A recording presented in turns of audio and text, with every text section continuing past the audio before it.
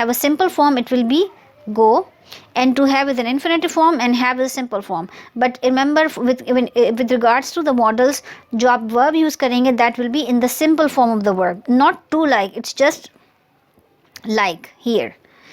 Okay, so now furthermore, what about the questions with models? Now this means that after a model there can never be continuous ing verb, which is also known as gerund form of the verb, verb plus s, or past tense or infinitive. So any of these will never be placed right after the model. Sawai आपके simple form of verb के आपने कोई और verb की form after model use नहीं करनी. ना gerund form of the verb which is ing continuous tense, ना verb with s, no past tense verb, no infinitive which is verb with 2.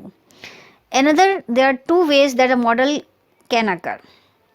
Model with a simple form of the verb would be, could be, will have. This we know, it's just model verbs. Would, could, will, these are all models, and the be is the simple form of the verb.